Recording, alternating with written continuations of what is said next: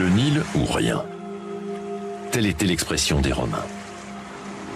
C'est bien le fleuve qui, par ses crues nourricières, a permis à la civilisation pharaonique de s'épanouir sur ses rives, entre le 4e et le 1er millénaire avant notre ère.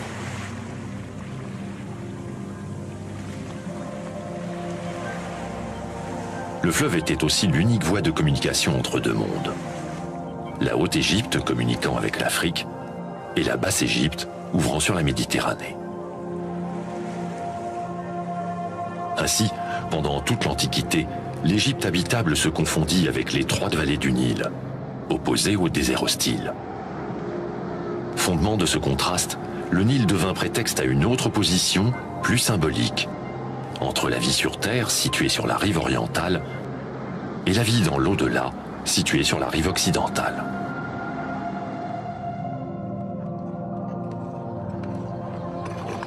Selon une idée assez répandue, ce concept aurait présidé à l'organisation spatiale des cités pharaoniques. Les récentes découvertes archéologiques effectuées à Thèbes en Haute-Égypte ont montré que cette vision, opposant une rive des vivants à une rive des morts, était restrictive. Les fouilles ont également livré quantité d'informations sur la vie quotidienne de l'homme du Nil et sur l'univers symbolique des dieux et des morts au temps de Ramsès II.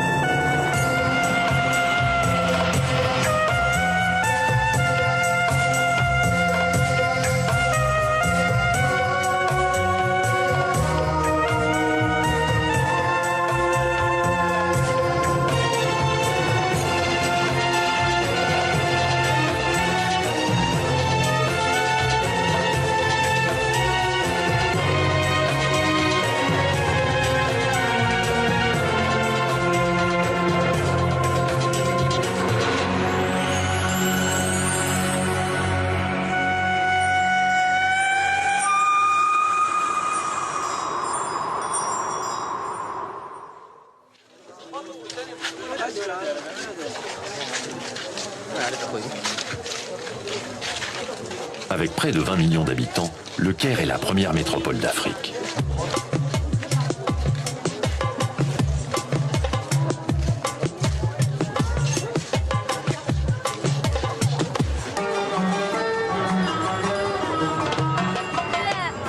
Carrefour des cultures africaines, orientales et occidentales, symbole de l'Égypte d'hier et d'aujourd'hui, la capitale du Nil n'en finit pas d'étonner.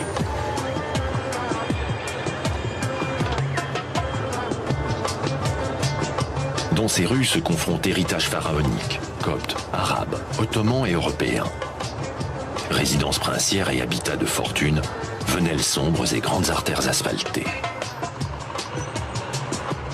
Plongeant dans l'inextricable trafic kérote, nous gagnons le plateau de Gizeh au sud du Caire, dominé par la masse écrasante des célèbres pyramides de Khéops, Képhren et Mykérinos.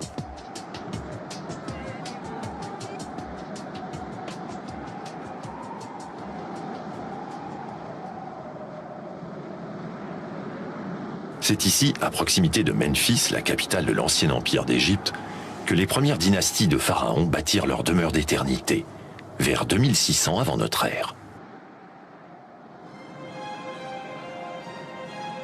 L'homme a peur du temps, mais le temps a peur des pyramides. Ce proverbe arabe illustre à merveille la puissance antique de ces montagnes de pierre.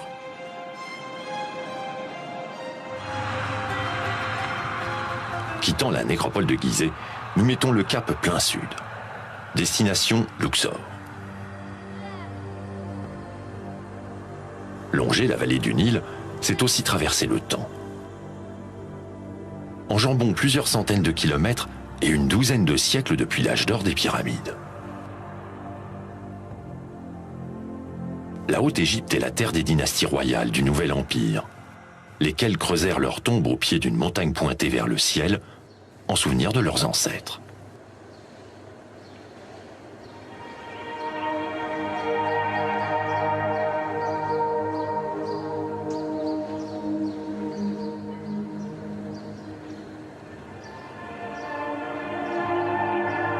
Nous voici au cœur de l'ancienne Ouaset, plus couramment appelée Thèbes, du nom que lui donna Homère. Nous sommes vers 1250 avant Jésus-Christ. Ramsès II, souverain de la 19e dynastie, règne sur le nouvel empire d'Égypte.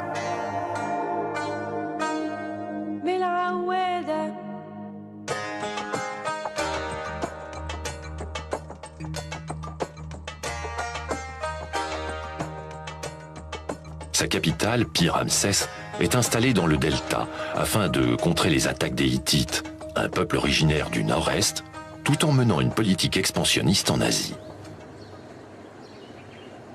Cependant, c'est à Thèbes, siège du tout-puissant clergé d'Amon-Rê, que se concentre le pouvoir politique et religieux du pays.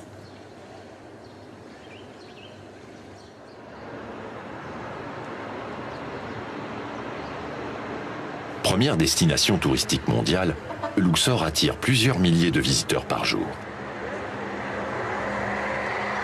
Mais la ville d'aujourd'hui ne livre que le lointain reflet d'elle-même. À l'inverse des demeures des dieux, bâties en pierre dure, la cité des hommes construite en briques crues est retournée à la poussière.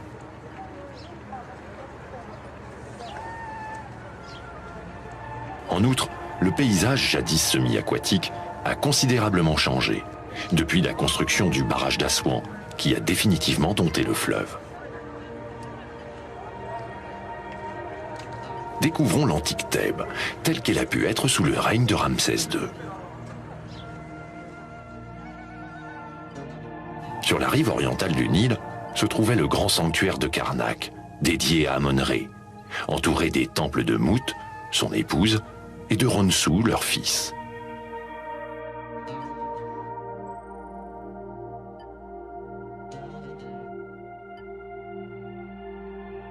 De l'aire sacrée d'Amon-Rê partait une allée processionnelle qui menait à Lopet ou Harem du Sud, dans lequel le seigneur de l'Égypte devenait Min, le dieu de la fertilité.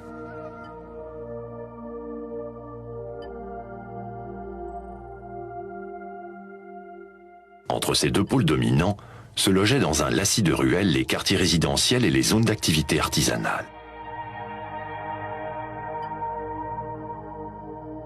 De l'autre côté du fleuve, sur la rive ouest, se trouvaient les nécropoles royales et privées, creusées dans la roche, ainsi que des temples couramment appelés temples funéraires. Ces domaines étaient reliés à un maillage de canaux permettant l'accès aux barques d'Amon-Rê lors des fêtes religieuses.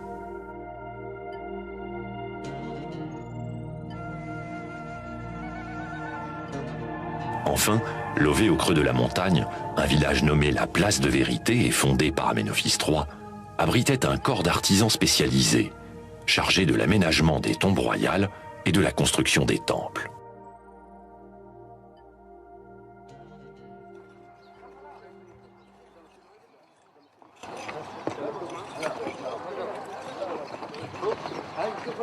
Ainsi, la vie avait bien cours des deux côtés du Nil. Les dernières découvertes effectuées sur la rive ouest de Thèbes, depuis une trentaine d'années, ne font que confirmer cet état de fait. Les premiers dégagements entrepris dans l'enceinte du sanctuaire de Ramsès II, ou Ramesséum, avaient révélé la présence d'entrepôts, de logements pour prêtres et d'un petit palais. Récemment, les fouilles ont mis au jour d'autres structures telles un quartier artisanal, des cuisines et une école. En somme, un véritable centre économique, social et administratif dans un temple funéraire. En fait, cette dénomination est tout à fait moderne. Les anciens Égyptiens ne les appelaient pas de cette façon-là, puisqu'ils étaient désignés comme étant des châteaux de millions d'années. Alors c'est là, au fond, qu'étaient vraiment les châteaux de millions d'années.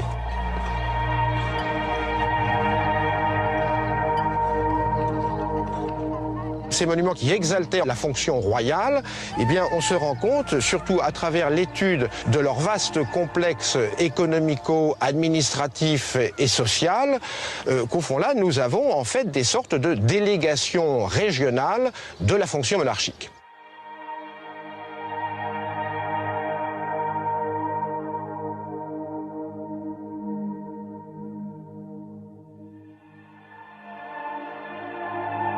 Ce n'était pas que des temples funéraires. Il est vrai que lorsque Pharaon venait à mourir, et bien évidemment, c'était une liturgie funéraire qui allait se mettre en place, mais c'est pas pour autant que le temple allait être abandonné au niveau de toutes ses autres activités.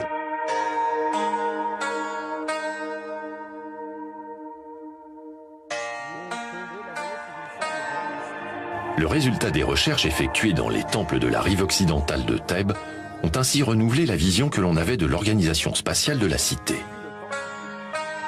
Non, ça c'est une image, si vous voulez, un petit peu restrictive qui a été donnée depuis très longtemps en voulant absolument opposer une rive des vivants à une rive des morts. Bien sûr, sur la rive ouest, nous avons les nécropoles, mais enfin, il faut bien savoir que c'est à l'ouest que se couche le soleil. Non, je pense qu'on devrait plus justement parler d'une rive du Dieu et d'une rive du roi. Car il ne faut pas perdre de vue que sur la rive orientale du Nil, c'est-à-dire en face de nous, à Karnak, Luxor, là nous avons surtout des temples de culte divin, consacrés au grand patron de Thèbes, Amon-Ré.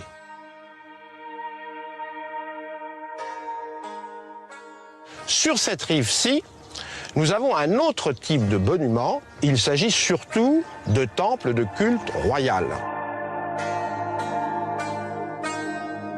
Donc il faut déjà faire cette différence. Et elle est très importante parce qu'elle permet de mieux comprendre aussi pourquoi tous ces châteaux de millions d'années sont finalement érigés sur cette rive occidentale de Thèbes.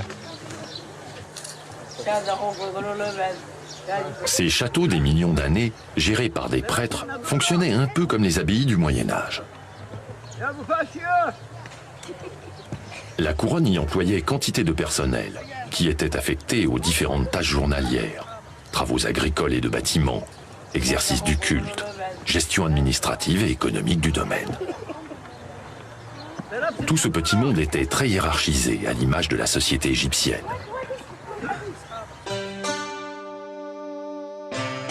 Pharaon, considéré comme un dieu vivant, chargé de maintenir l'ordre sur terre, occupait seul le sommet de la pyramide sociale. Après lui venait sa famille, puis le vizir. La caste supérieure des grands prêtres et des nobles, suivie par celle des prêtres officiants, des fonctionnaires et des généraux.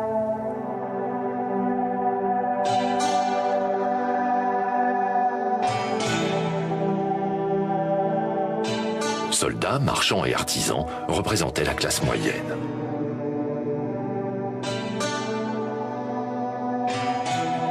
Au bas de l'échelle, enfin, ouvriers et paysans pêcheurs formaient le groupe le plus nombreux.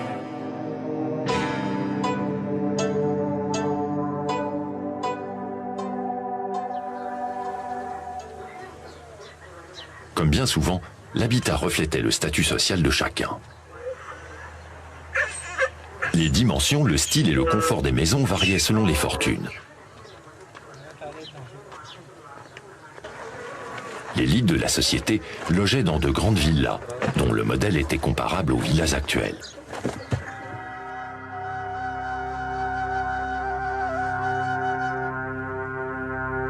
Une grande maison en briques crues avec salle centrale à colonnes richement décorées, autour de laquelle étaient agencées des salles de réception et plusieurs appartements privés.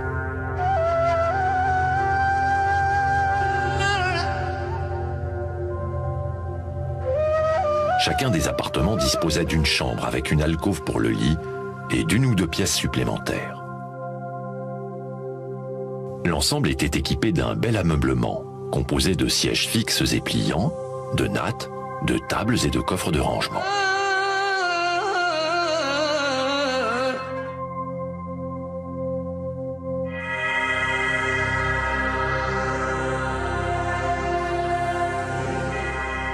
La demeure comportait également plusieurs espaces réservés au stockage des denrées et des biens de la famille.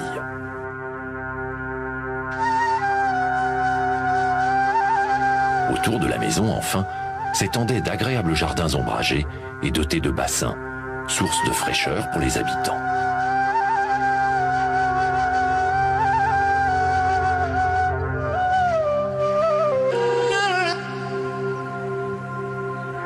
Les moins nantis, eux, devaient se contenter d'habitations beaucoup plus spartiates, le plus souvent composées d'une seule pièce. Les vestiges du village pharaonique de Der el-Médine donnent un aperçu de ce qu'était l'habitat populaire.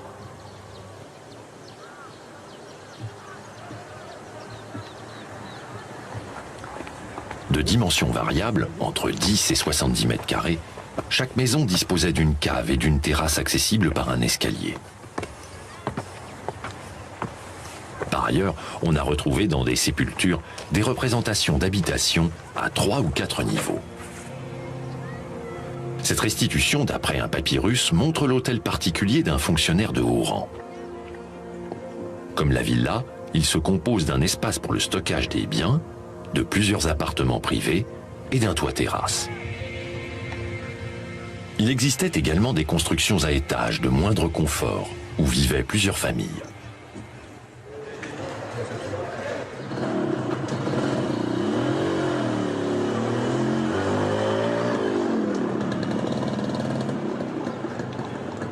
Ces immeubles laissent ainsi imaginer une ville à l'aspect beaucoup plus moderne qu'on ne pourrait le penser. Ils révèlent du même coup un tissu urbain extrêmement serré dans une ville qui abritait environ 35 000 habitants. Vivre en ville ne devait pas être de tout repos. Les textes anciens font état des nombreux désagréments causés par la promiscuité. On se querelle, on s'injurie, on s'accuse, on se plaint de toutes sortes de maux. Chicanes et crimes se règlent à coups de contentieux et de procès chez le responsable administratif local, quand l'affaire ne remonte pas jusqu'au pharaon.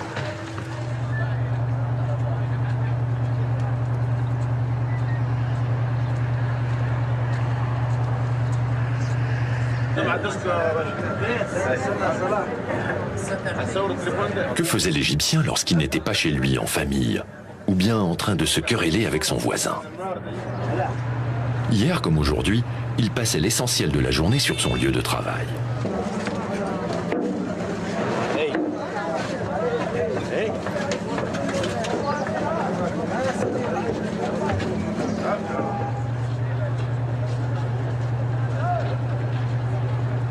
Il existait toute une palette de métiers, mais l'activité économique du pays était essentiellement agricole.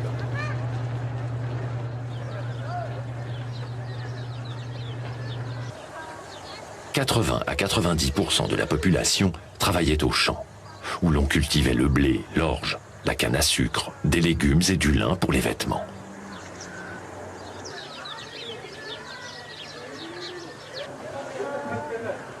On pratiquait également l'élevage de bœufs, de volailles et de moutons, destinés à la consommation des plus riches.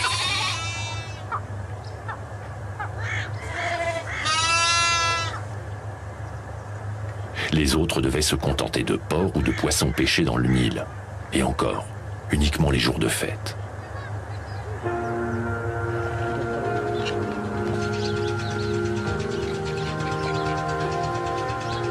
Illettré, pauvre et donc sans sépulture, le paysan égyptien de l'Antiquité n'a laissé que peu de traces sur son mode de vie.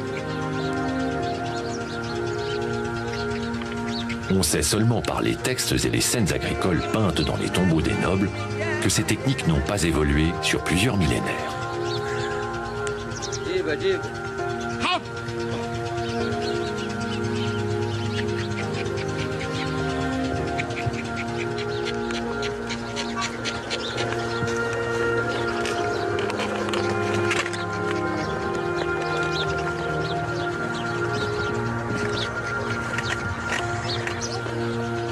On sait aussi que l'homme de la terre vivait les yeux rivés sur le Nil, le véritable maître de l'Égypte.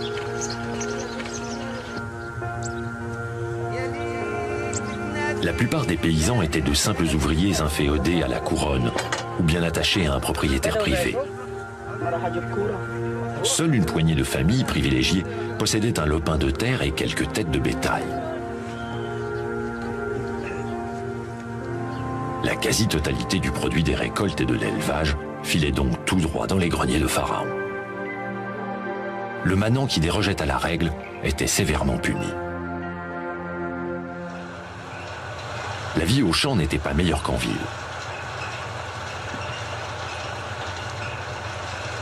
L'alternance des périodes d'inondation ou de sécheresse remettait sans cesse en cause la répartition des sols cultivables, engendrant jalousies et mesquineries entre petits exploitants.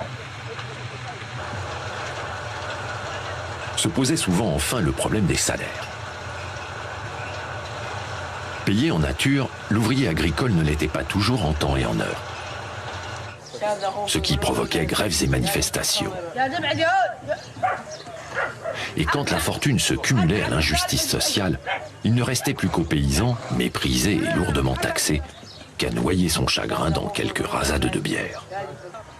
C'est pourtant sur son labeur incessant que reposait le confort de Pharaon, la richesse du pays et la gloire de l'Empire.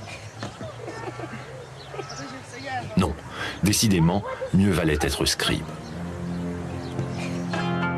Généralement destinés à l'administration, les scribes sont particulièrement respectés et honorés, car ils savent lire, écrire et parfois aussi traduire. Tels des diables sortant de leur boîte, les scribes surgissent partout, dans les temples, en ville, aux champs. Calames et palettes en main, ils inventorient, notent, comptent, déterminent l'impôt et organisent les travaux collectifs.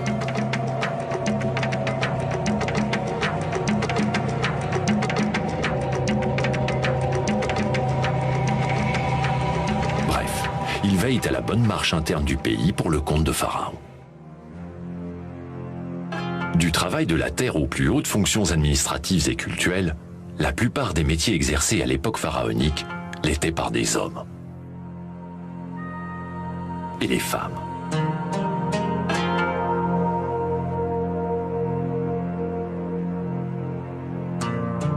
Tandis que les nobles s'adonnaient à d'agréables passe-temps, les autres travaillaient dur.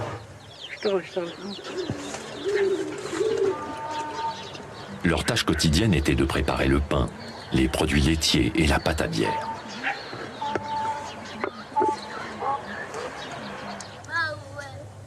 Les femmes devaient aussi filer et tisser le lin pour les vêtements de la famille.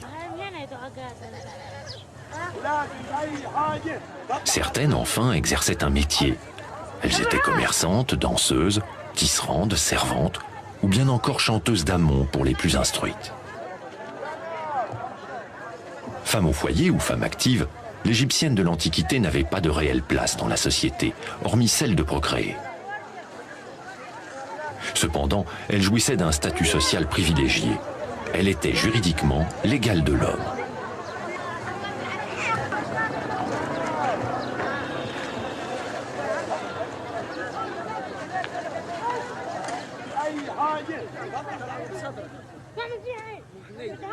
Quant aux enfants, seuls les riches allaient à l'école.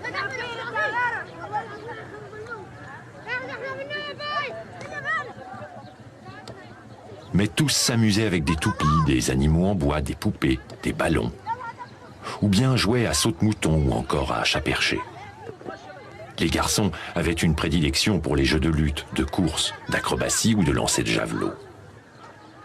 Les filles, elles, préféraient la danse, la musique ou encore les jeux d'équilibre et d'adresse.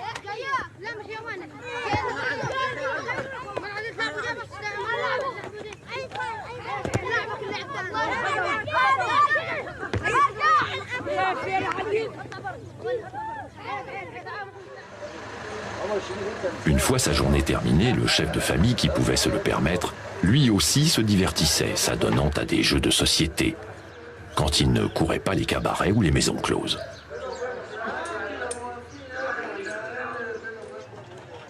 Ainsi se déroulait la vie de ceux qui, dans l'Égypte ancienne, ne partageaient pas le pouvoir.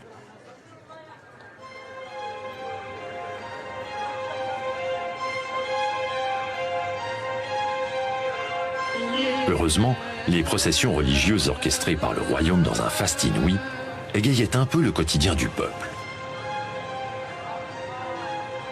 Et les occasions de festoyer ne manquaient pas.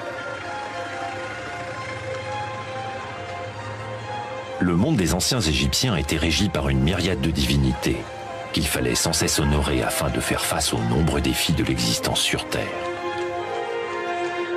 Existence qui n'était en fait que le prélude à une vie éternelle.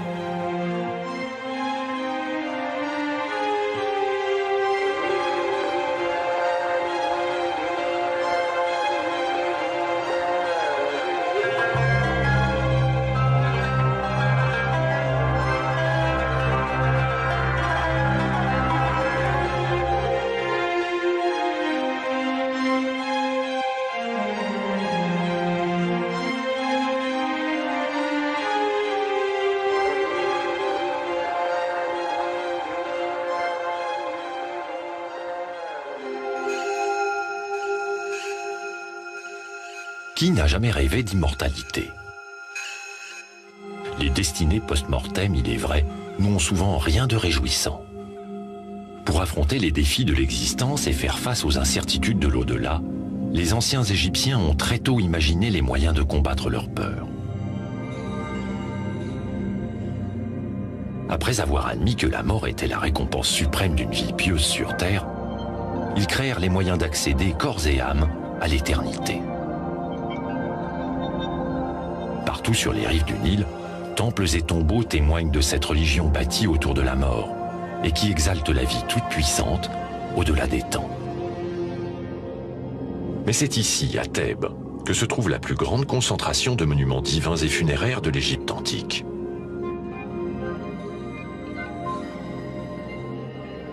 Culte du bélier, du scarabée ou du chat, momification des corps, rituel de l'ouverture de la bouche, pesée des âmes, formule magique, tout est étrange dans la religion égyptienne. Comment s'est créé le monde? Qui présidait à sa destinée? Que signifiait mourir au temps des pharaons? Autant de questions essentielles auxquelles les anciens Égyptiens se trouvaient confrontés. C'est ainsi qu'ils ont imaginé que leur vie et leur mort étaient entièrement dépendants des êtres suprêmes.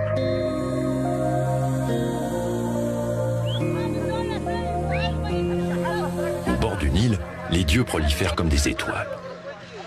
À l'origine de cette vaste constellation, au 4e millénaire, avant qu'elle ne soit unifiée, l'Égypte était peuplée d'une ribambelle de tribus plus ou moins indépendantes.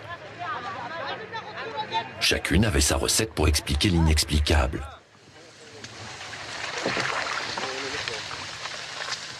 Dépendant directement du bon vouloir de Dame Nature, les Égyptiens ont en effet très tôt voulu établir le dialogue avec l'autre monde, celui des forces invisibles. Nés de l'observation des éléments naturels, les dieux incarnaient toutes les facettes de l'existence sur Terre. Telle déité personnifiait le ciel ou bien le soleil. Telle autre la crue du Nil ou bien la fécondité. Telle autre encore, le monde des morts. Après l'unification du pays, plusieurs de ces divinités prirent place dans le panthéon national, tandis que chaque région continuait d'invoquer ses propres génies. D'où une multitude d'êtres allégoriques, dont le nom et l'apparence changeaient au gré des circonstances. Il arrivait aussi que l'un évince l'autre, ou bien que deux fusionnent.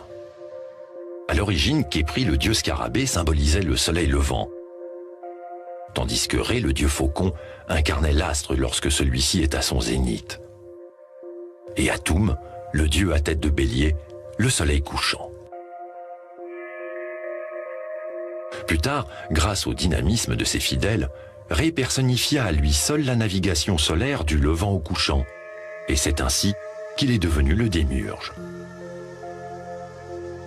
Enfin, Ré, originaire d'Héliopolis, fut associé à Amon, le maître du vent et de la lumière de Thèbes. De la fusion des deux divinités, naquit Amon-Ré. Ce dernier est le plus souvent représenté coiffé de deux plumes, ou bien sous les traits d'un bélier dont la toison évoque les rayons du soleil.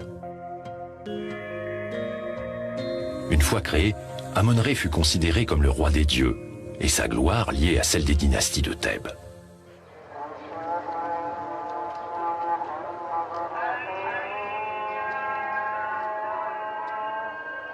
Le sanctuaire de Karnak, le plus vaste et le plus impressionnant de toute l'Égypte, lui est dédié.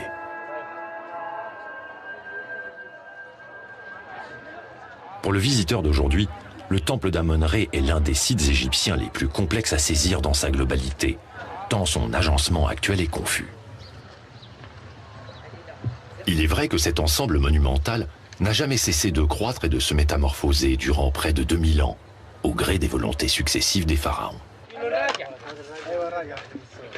Aujourd'hui encore, il donne l'impression d'être en perpétuel mouvement.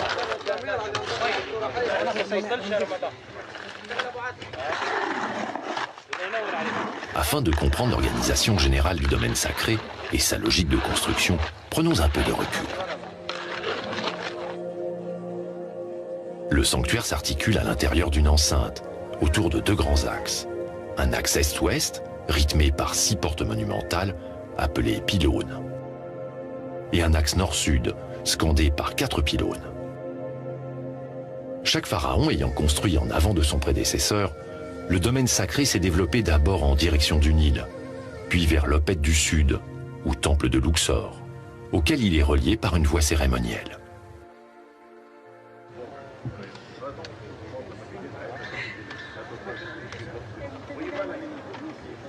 C'est ainsi qu'aujourd'hui, on pénètre dans le complexe par les parties les plus récentes, et l'on remonte les siècles au fur et à mesure que l'on s'enfonce dans le sanctuaire.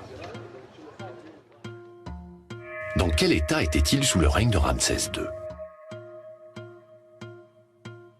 En ce temps-là, l'ensemble monumental était relié au Nil par un bassin qui abritait les barques sacrées des dieux utilisées lors des processions. Du débarcadère partait une voie dallée et flanquée de 2 rangées de sphinx à l'effigie d'Amon, qui menait jusqu'à l'entrée du temple proprement dite.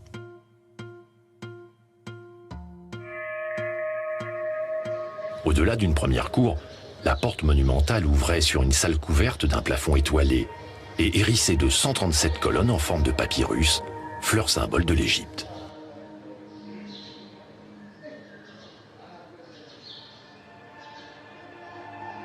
Cette véritable forêt minérale était censée reproduire le cosmos. Le pied du papyrus évoquait le monde souterrain, la tige et la fleur le monde terrestre, et le plafond la voûte céleste.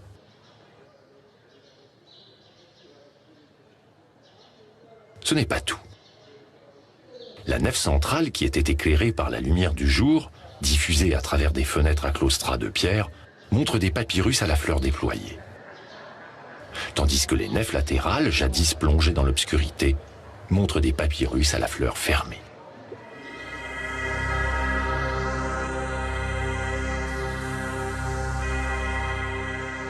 À l'origine de cette subtilité architecturale, le mystère divin, bien sûr. Lors des cérémonies religieuses, les fleurs minérales donnaient alors l'impression de s'entr'ouvrir sur le passage du Créateur, le Tout-Puissant Amon-Ré.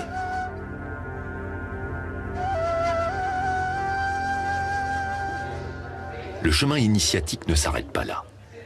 Au sortir de la salle hypostyle se trouvent les ruines du 3e pylône, qui, sous le pharaon Aménophis III, marquait l'entrée du grand temple.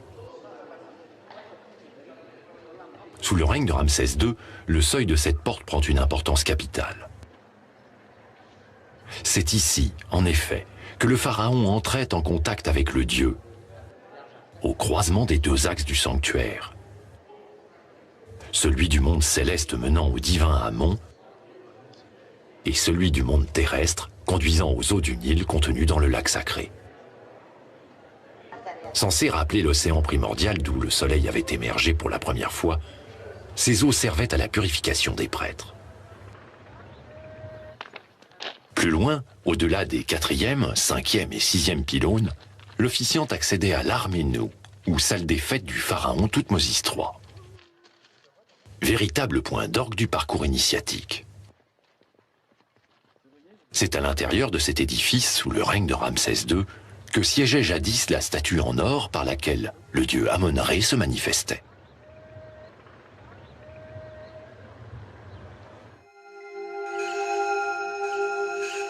Lieu divin par excellence, la maison du seigneur de Thèbes et de l'Égypte tout entière était aussi et surtout un État dans l'État.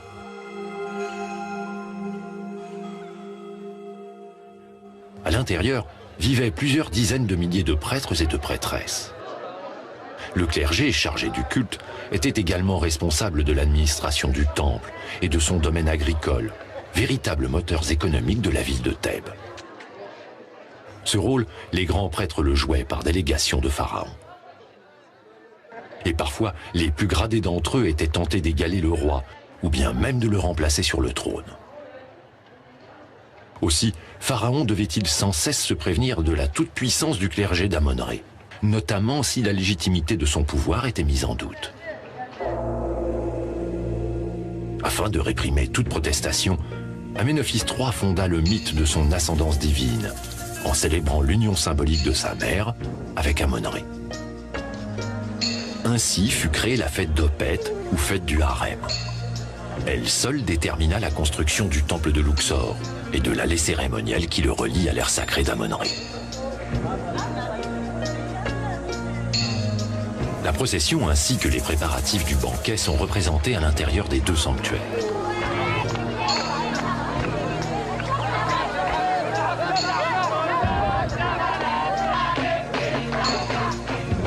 Sous le règne de Ramsès II, la fête d'Opet est devenue l'une des plus fastueuses d'Égypte. Imaginez.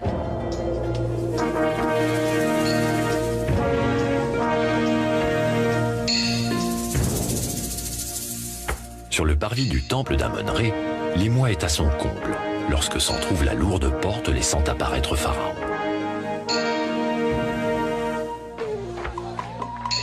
Marchant en tête du cortège, il est suivi des barques sacrées d'Amon-Rê, de Mout, son épouse, et de Ronsou, leur fils.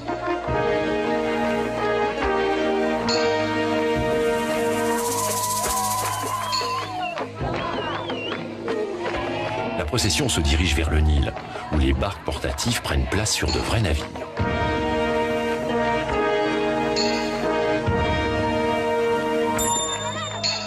Les divins vaisseaux, remorqués par plusieurs bateaux, mettent alors le cap sur l'Opet du Sud, l'actuel temple de Luxor.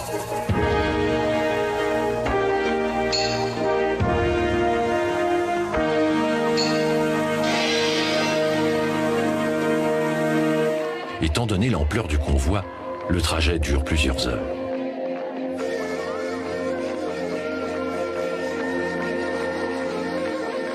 Arrivée à destination, la barque d'Amon est acheminée jusqu'à la salle de la naissance divine de Pharaon.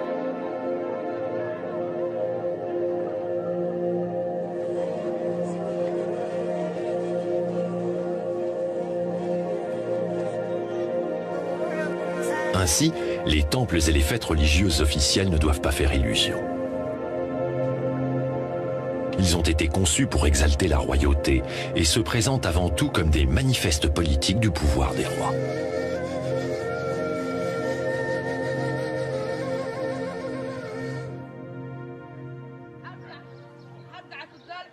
La foi ne s'exprimait pas uniquement envers les dieux officiels. Le peuple invoquait également quantité d'autres êtres surnaturels. Animaux, génies ou demi-dieux étaient régulièrement sollicités pour répondre aux attentes d'une vie quotidienne de dur labeur.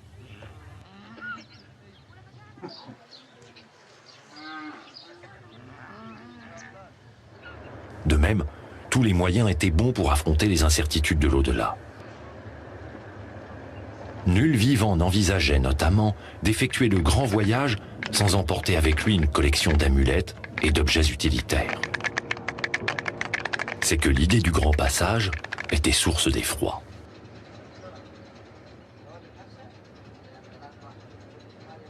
Comment les Égyptiens se préparaient-ils à cette destinée fatale? Pour le savoir, rejoignons le royaume de l'Ouest. Les anciens Égyptiens pensaient qu'en mourant, ils allaient accompagner le soleil dans son périple nocturne et renaître avec lui le lendemain matin.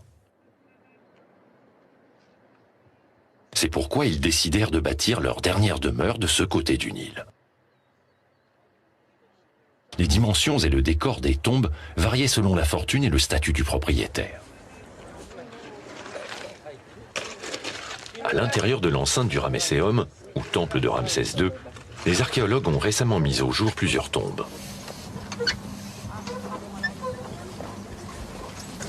Écoutez, on a fouillé là, on est entré en pleine fouille sur une petite concession de la 3e période intermédiaire, puisque sur toute la partie nord du Ramesséum, le long de ce grand mur d'enceinte, on a une installation tardive, c'est-à-dire postérieure à l'abandon du culte royal dans le temple de Ramsès II.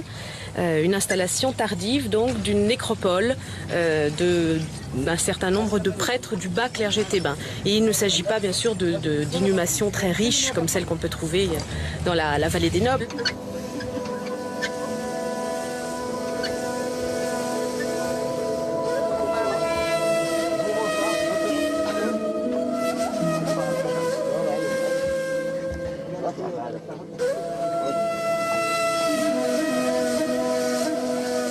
concession que nous sommes en train de fouiller, là, qui s'adosse au mur du Ramesséum, on a au moins 2 individus. Mais pour l'instant, malheureusement, au moins un sarcophage est encore en place, mais le bois est complètement détruit par des insectes xylophages et par le pillage lui-même. Et il y a peu de chances pour qu'on trouve un nom. D'ailleurs, on en a des fragments là. Voilà, comme vous pouvez les voir, donc des petits fragments très très malmenés, attaqués d'un côté par les insectes et puis brûlés par secteur. Et donc là, ce que nous allons faire, c'est que nous allons prélever un petit morceau pour essayer de déterminer quelle est l'essence du bois qui a servi à les façonner. Et puis, on a des petites figurines funéraires que vous voyez là, des petits chawaptis, qui se présentent donc comme ces petites statuettes, dont certaines sont en costume des vivants, c'est-à-dire que le petit personnage est représenté avec son pagne, qui tient la houe qui lui sert à labourer les champs sur la poitrine. À l'inverse, celui-ci est momiforme, c'est-à-dire qu'il est, lui, comme une momie, complètement enveloppée dans son linceul. Ces petits personnages étaient destinés à se substituer au défunt dans l'au-delà pour lui épargner les travaux quotidiens et notamment les travaux agricoles et donc répondre à la place du défunt pour se charger de toutes ses corvées à sa place. Mais je peux vous assurer que dans certains puits, quand on a plusieurs inhumations, on croule sous les chawaptis et là c'est par centaines voire par milliers qu'on les découvre.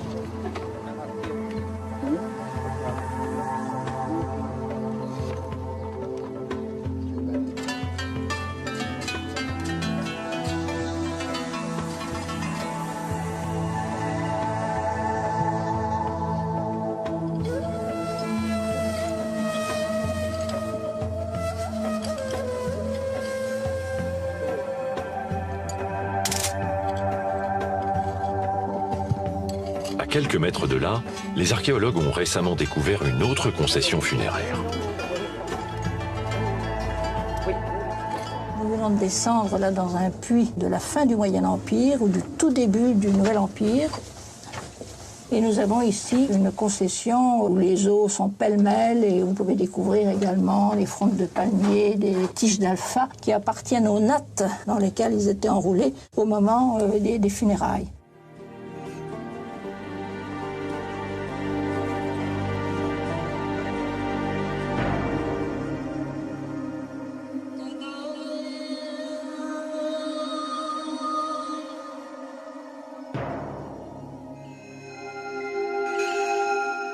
Lorsque la fortune de la famille le permettait, la momie était placée dans un cercueil et le cercueil dans un sarcophage. Les tombes des nobles sont creusées en contrebas de la montagne thébaine.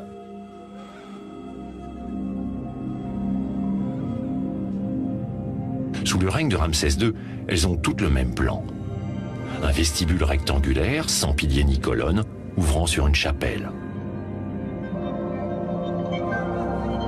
Sur les murs sont peints des textes biographiques et des scènes funéraires, ainsi que des images du défunt dans l'exercice de ses fonctions.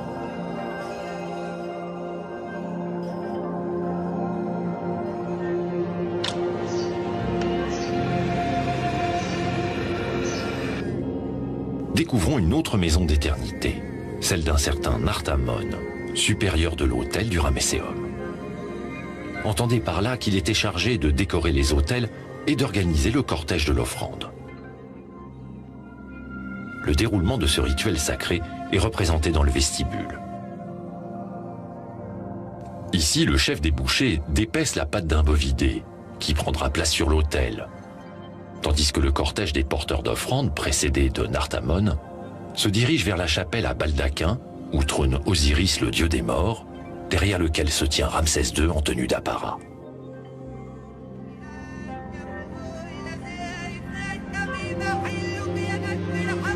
Là, les balayeurs chargés d'enlever les impuretés ferment la marche.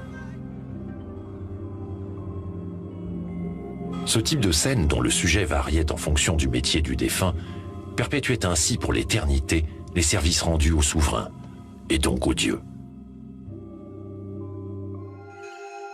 La mort pour les Égyptiens représentait la possibilité de commencer une seconde vie dans l'au-delà. Surtout, il fallait à tout prix éviter de mourir une seconde fois. Le risque concernait le voyage de l'âme après la mort. Aussi, fallait-il respecter toute une série de formules compliquées, consignées dans ce que l'on appelle le livre des morts, ces rouleaux de papyrus que l'on a retrouvés en quantité sur le corps des momies du Nouvel Empire. L'épreuve cruciale était la pesée de l'âme, à l'issue de laquelle l'éternité était accordée ou refusée aux défunts.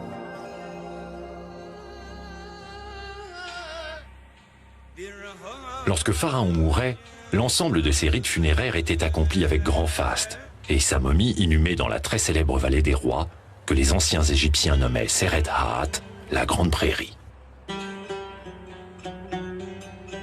En creusant leurs caveaux dans ce site encaissé et difficile d'accès, les pharaons espéraient éviter les crues du Nil et les vols. En vain. Celui de Ramsès II notamment fut pillé et détérioré dès l'Antiquité. C'est une tombe qui a beaucoup souffert au fil des siècles, car les pluies torrentielles ont pénétré à l'intérieur de l'infrastructure et ont endommagé considérablement plusieurs des salles de la tombe.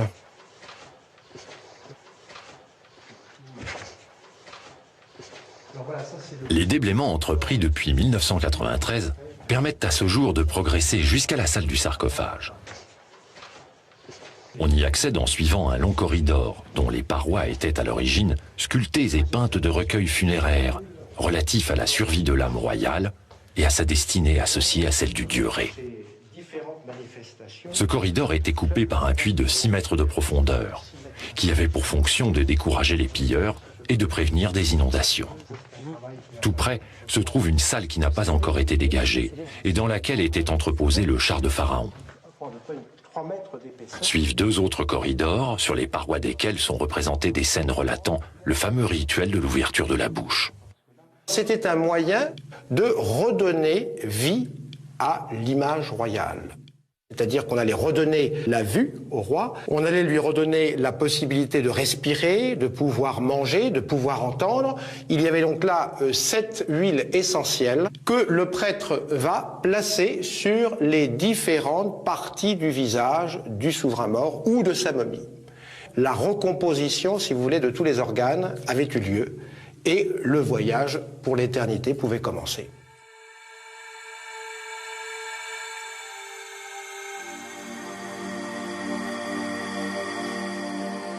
La dépouille royale était ensuite amenée jusqu'à la chambre funéraire.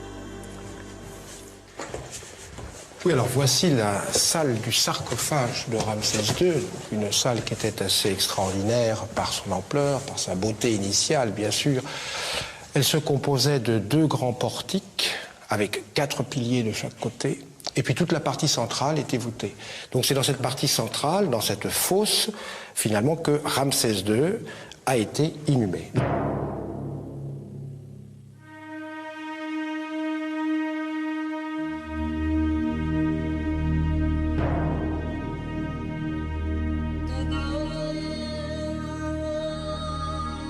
Il était placé sur une sorte de grand lit funéraire en pierre dont on a retrouvé des morceaux. Il y avait là toute une suite de sarcophages donc emboîtés les uns dans les autres. Et puis à proximité de la momie de Ramsès se trouvaient donc les vases canopes, donc ces récipients qui contenaient les viscères retirés du corps de Ramsès au moment de la momification.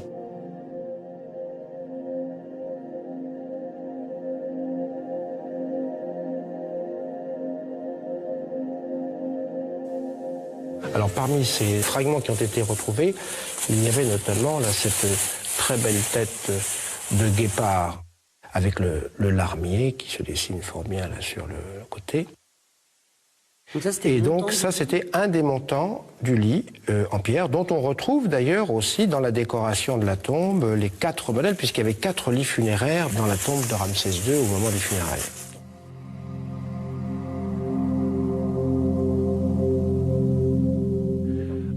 Une autre pièce très intéressante est cette tête de Ramsès II, appartenant à un Shawapti, c'est-à-dire une statuette funéraire à l'effigie du défunt et destinée à le représenter dans l'au-delà.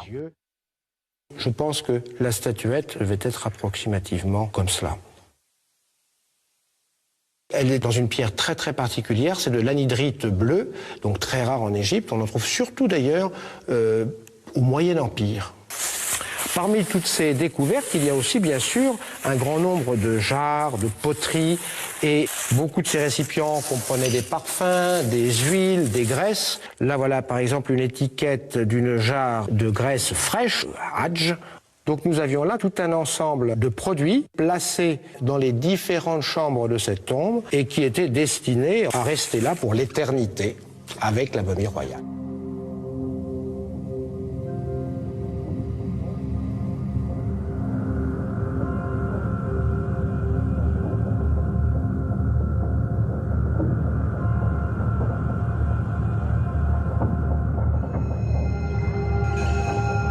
En emportant dans leur tombe mobilier, serviteurs et produits frais, les Égyptiens s'assuraient ainsi de pouvoir faire face à toutes les éventualités dans l'au-delà.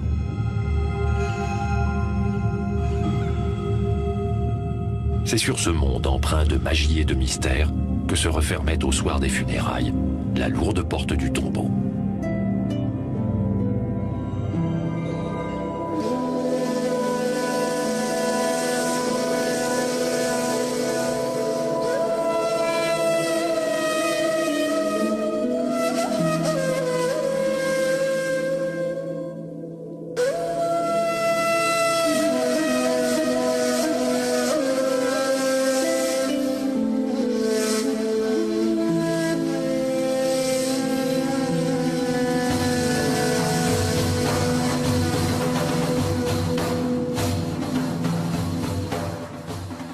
Illustre à merveille la puissance antique de ces montagnes de pierre.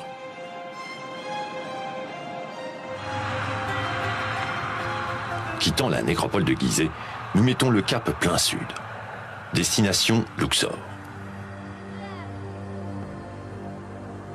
Longer la vallée du Nil, c'est aussi traverser le temps.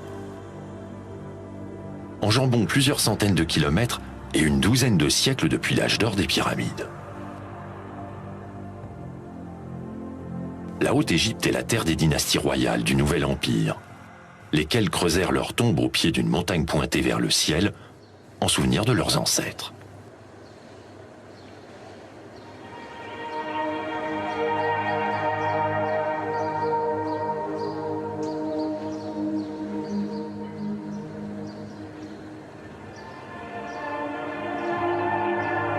Nous voici au cœur de l'ancienne Ouaset, plus couramment appelée Thèbes, du nom que lui donna Homère. Nous sommes vers 1250 avant Jésus-Christ. Ramsès II, souverain de la 19e dynastie, règne sur le nouvel empire d'Égypte.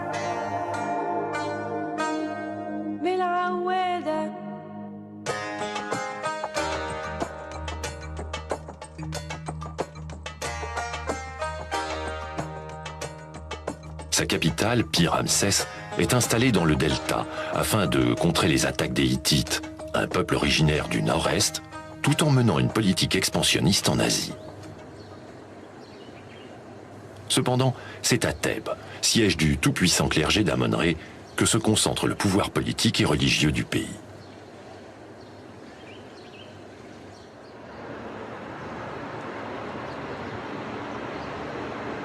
Première destination touristique mondiale, Luxor attire plusieurs milliers de visiteurs par jour.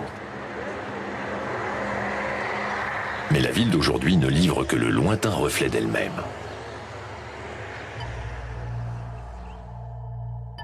À l'inverse des demeures des dieux, bâties en pierre dure, la cité des hommes construite en briques crues est retournée à la poussière.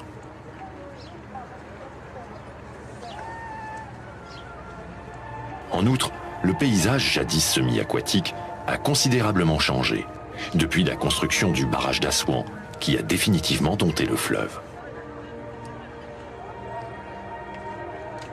Découvrons l'antique Thèbes, telle qu'elle a pu être sous le règne de Ramsès II. Sur la rive orientale du Nil se trouvait le grand sanctuaire de Karnak, dédié à Amon-Ré, entouré des temples de Mout, son épouse, et de Ronsou, leur fils.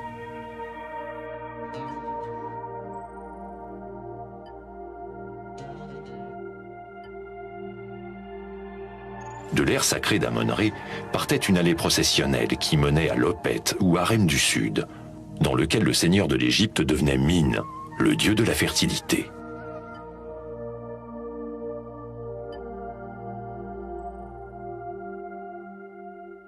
Entre ces deux pôles dominants se logeaient dans un lacis de ruelles les quartiers résidentiels et les zones d'activité artisanale. De l'autre côté du fleuve, sur la rive ouest, se trouvaient les nécropoles royales et privées, creusées dans la roche, ainsi que des temples couramment appelés temples funéraires. Ces domaines étaient reliés à un maillage de canaux permettant l'accès aux barques d'Amon-Ré lors des fêtes religieuses.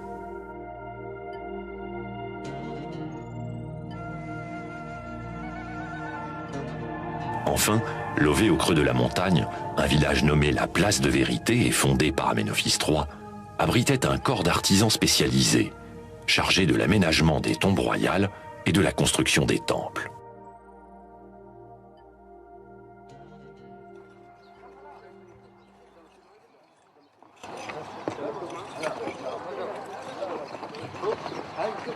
Ainsi, la vie avait bien cours des deux côtés du Nil. Les dernières découvertes effectuées sur la rive ouest de Thèbes, depuis une trentaine d'années, ne font que confirmer cet état de fait.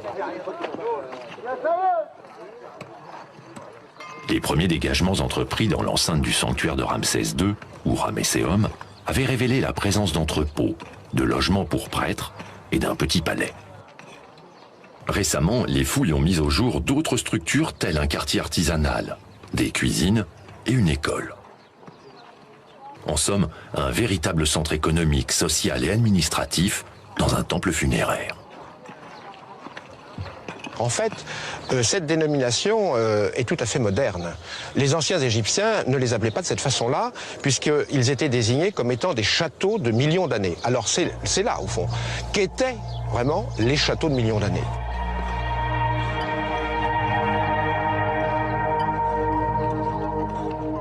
Ces monuments qui exaltaient la fonction royale, eh bien, on se rend compte, surtout à travers l'étude de leur vaste complexe économico-administratif et social, qu'au fond là, nous avons en fait des sortes de délégations régionales de la fonction monarchique.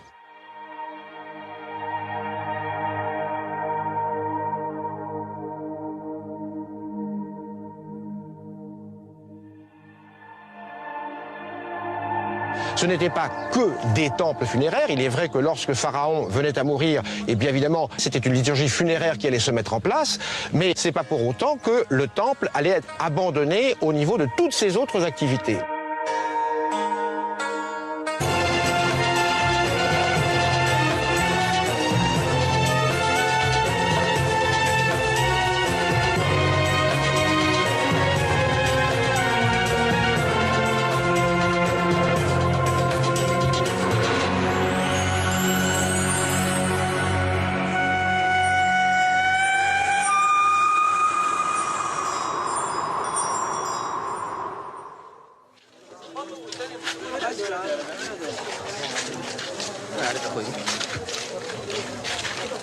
Avec près de 20 millions d'habitants, le Caire est la première métropole d'Afrique.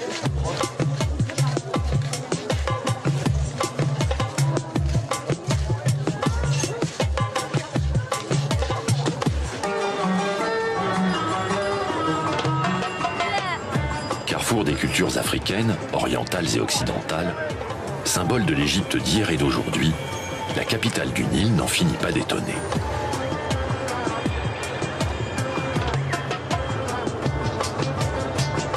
Dans ces rues se confrontent héritage pharaonique, copte, arabe, ottoman et européen.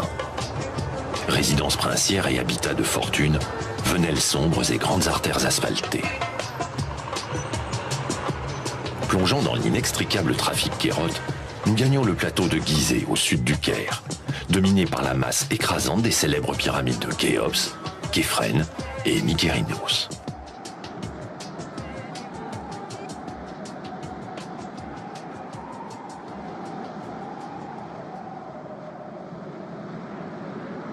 C'est ici, à proximité de Memphis, la capitale de l'ancien empire d'Égypte, que les premières dynasties de pharaons bâtirent leur demeure d'éternité, vers 2600 avant notre ère.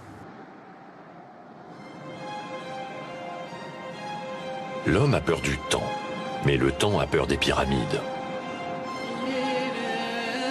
Ce proverbe arabe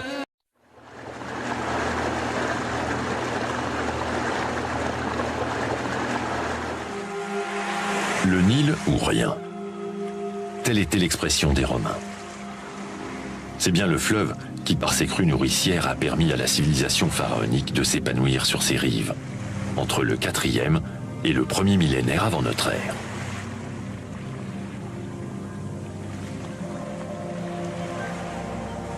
Le fleuve était aussi l'unique voie de communication entre deux mondes. La Haute-Égypte communiquant avec l'Afrique et la Basse-Égypte ouvrant sur la Méditerranée. Ainsi, pendant toute l'Antiquité, l'Égypte habitable se confondit avec l'étroite vallée du Nil, opposée au désert hostile.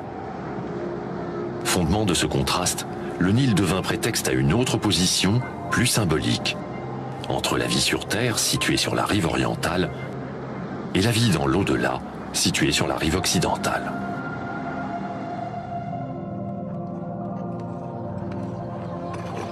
Selon une idée assez répandue, ce concept aurait présidé à l'organisation spatiale des cités pharaoniques. Les récentes découvertes archéologiques effectuées à Thèbes, en Haute-Égypte, ont montré que cette vision, opposant une rive des vivants à une rive des morts, était restrictive. Les fouilles ont également livré quantité d'informations sur la vie quotidienne de l'homme du Nil et sur l'univers symbolique des dieux et des morts au temps de Ramsès II.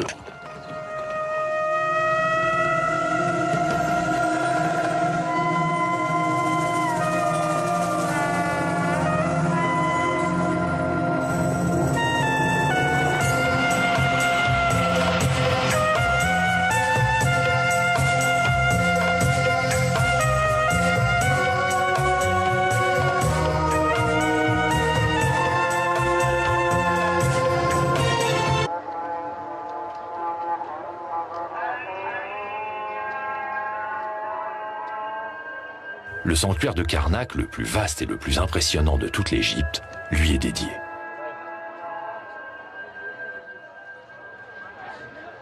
Pour le visiteur d'aujourd'hui, le temple d'Amon-Ré est l'un des sites égyptiens les plus complexes à saisir dans sa globalité, tant son agencement actuel est confus.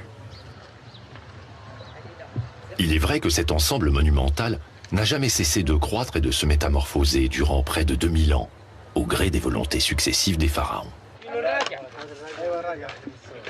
Aujourd'hui encore, il donne l'impression d'être en perpétuel mouvement.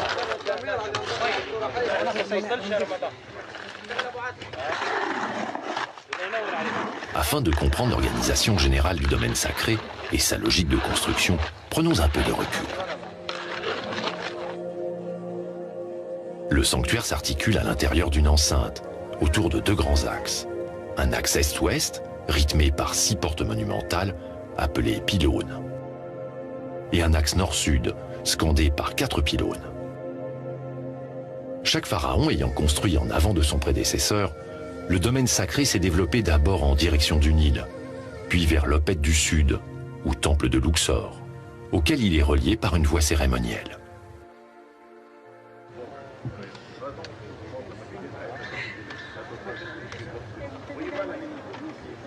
C'est ainsi qu'aujourd'hui, on pénètre dans le complexe par les parties les plus récentes, et l'on remonte les siècles au fur et à mesure que l'on s'enfonce dans le sanctuaire. Dans quel état était-il sous le règne de Ramsès II? En ce temps-là, l'ensemble monumental était relié au Nil par un bassin qui abritait les barques sacrées des dieux utilisées lors des processions. Du débarcadère partait une voie dallée et flanquée de 2 rangées de sphinx à l'effigie d'Amon, qui menait jusqu'à l'entrée du temple proprement dite.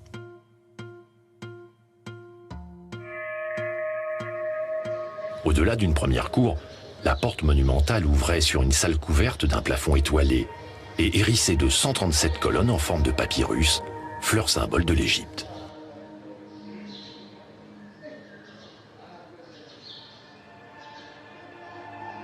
Cette véritable forêt minérale était censée reproduire le cosmos. Le pied du papyrus évoquait le monde souterrain, la tige et la fleur le monde terrestre, et le plafond la voûte céleste.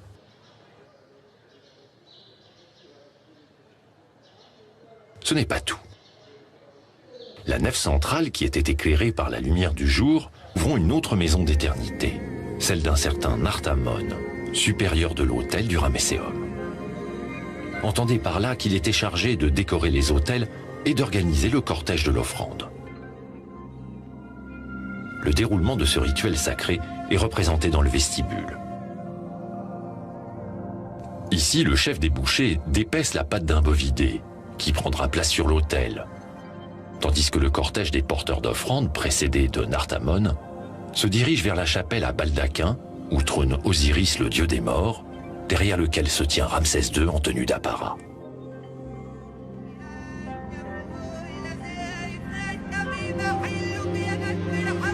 Là, les balayeurs chargés d'enlever les impuretés ferment la marche. Ce type de scène, dont le sujet variait en fonction du métier du défunt, perpétuait ainsi pour l'éternité les services rendus au souverain, et donc aux dieux. La mort pour les Égyptiens représentait la possibilité de commencer une seconde vie dans l'au-delà. Surtout, il fallait à tout prix éviter de mourir une seconde fois. Le risque concernait le voyage de l'âme après la mort. Aussi, fallait-il respecter toute une série de formules compliquées, consignées dans ce que l'on appelle le livre des morts, ces rouleaux de papyrus que l'on a retrouvés en quantité sur le corps des momies du Nouvel Empire. L'épreuve cruciale était la pesée de l'âme, à l'issue de laquelle l'éternité était accordée ou refusée aux défunts.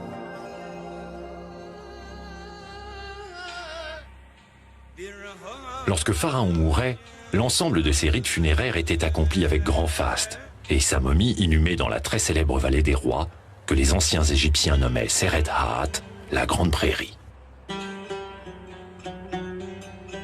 En creusant leurs caveaux dans ce site encaissé et difficile d'accès, les pharaons espéraient éviter les crues du Nil et les vols. En vain. Celui de Ramsès II notamment fut pillé et détérioré dès l'Antiquité. C'est une tombe qui a beaucoup souffert au fil des siècles, car les pluies torrentielles ont pénétré à l'intérieur de l'infrastructure et ont endommagé considérablement plusieurs des salles de la tombe.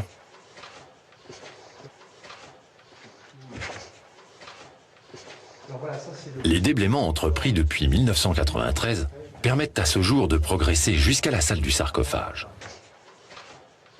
On y accède en suivant un long corridor dont les parois étaient à l'origine sculptées et peintes de recueils funéraires relatifs à la survie de l'âme royale et à sa destinée associée à celle du dieu Ré. Ce corridor était coupé. Et nous avons ici une concession où les os sont pêle-mêle et vous pouvez découvrir également les frondes de palmiers, des tiges d'alpha qui appartiennent aux nattes dans lesquelles ils étaient enroulés au moment des funérailles.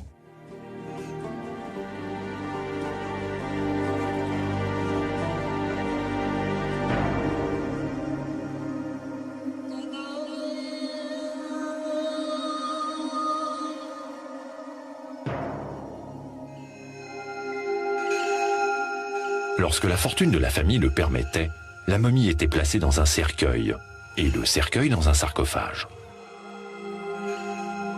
Les tombes des nobles sont creusées en contrebas de la montagne thébaine.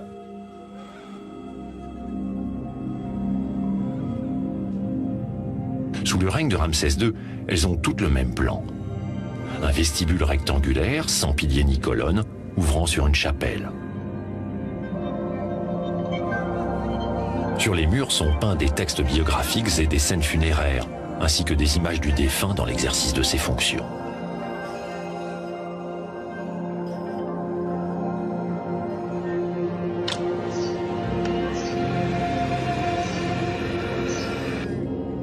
Découvrons une autre maison d'éternité, celle d'un certain Nartamon, supérieur de l'autel du Ramesséum. Entendez par là qu'il était chargé de décorer les autels et d'organiser le cortège de l'offrande. Le déroulement de ce rituel sacré est représenté dans le vestibule. Ici, le chef des bouchers dépaisse la patte d'un bovidé, qui prendra place sur l'autel, tandis que le cortège des porteurs d'offrandes, précédé de Nartamon, se dirige vers la chapelle à Baldaquin, où trône Osiris, le dieu des morts, derrière lequel se tient Ramsès II en tenue d'apparat.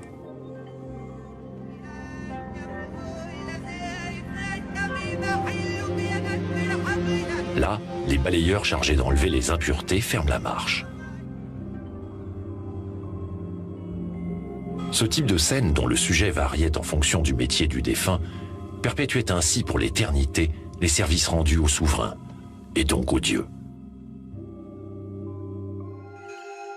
La mort pour les Égyptiens représentait la possibilité de commencer une seconde vie dans l'au-delà.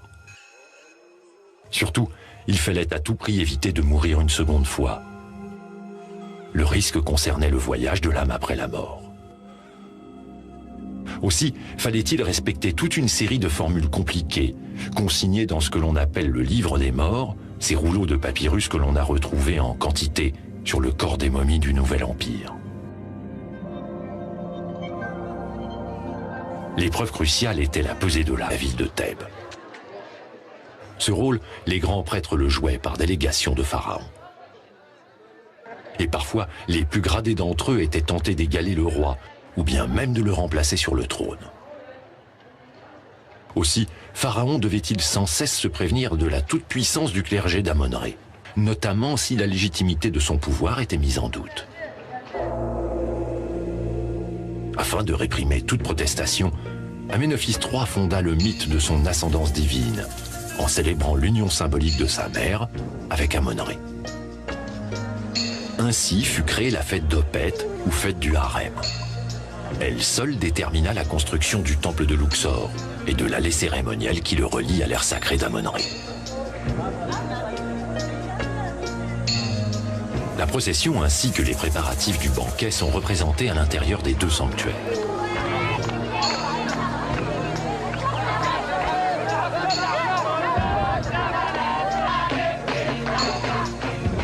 Sous le règne de Ramsès II, la fête d'Opet est devenue l'une des plus fastueuses d'Égypte. Imaginez.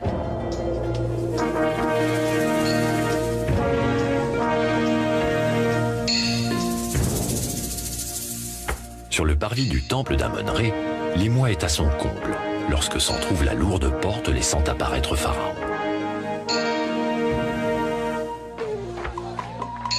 Marchant en tête du cortège, il est suivi des barques sacrées d'Amon-Ré, de Mout, son épouse, et de Ronsou, leur fils.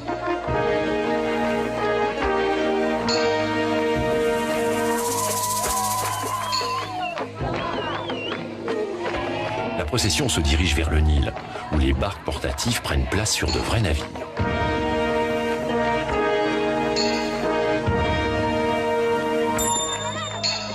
Les divins vaisseaux, remorqués par plusieurs bateaux, mettent alors le cap sur l'Opet du Sud, l'actuel temple de Luxor.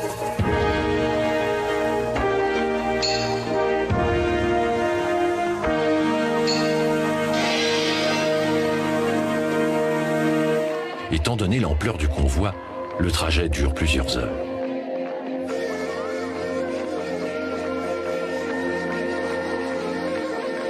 Arrivée à destination, la barque d'Amon est acheminée jusqu'à la salle de la naissance divine de Pharaon.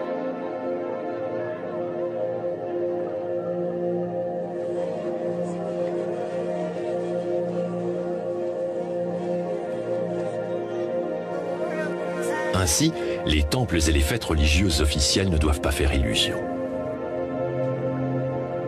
Ils ont été conçus pour exalter la royauté et se présentent avant tout comme des manifestes politiques du pouvoir des rois. Créés et représentés dans le vestibule. Ici, le chef des bouchers dépaisse la patte d'un bovidé, qui prendra place sur l'autel, tandis que le cortège des porteurs d'offrandes, précédé de Nartamon, se dirige vers la chapelle à Baldaquin, où trône Osiris, le dieu des morts, derrière lequel se tient Ramsès II en tenue d'apparat.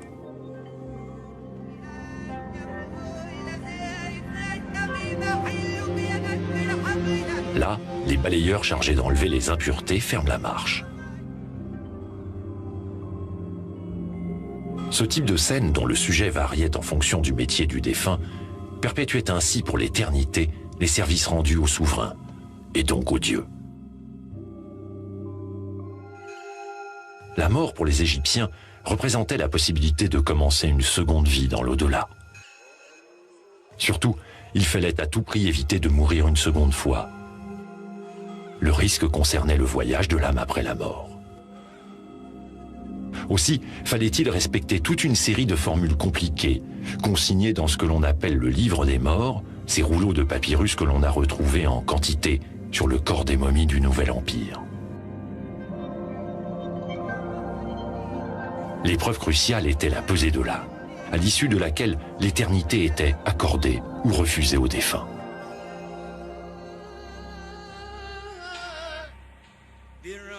Lorsque Pharaon mourait, l'ensemble de ses rites funéraires était accompli avec grand faste, et sa momie inhumée dans la très célèbre vallée des rois, que les anciens Égyptiens nommaient Seret Haat, la Grande Prairie. En creusant leurs caveaux dans ce site encaissé et difficile d'accès, les pharaons espéraient éviter les crues du Nil et les vols. En vain. Celui de Ramsès II notamment fut pillé et détérioré dès l'Antiquité. C'est une tombe qui a beaucoup souffert au fil des siècles, car les pluies torrentielles ont pénétré à l'intérieur de l'infrastructure et ont endommagé considérablement plusieurs des salles de la tombe.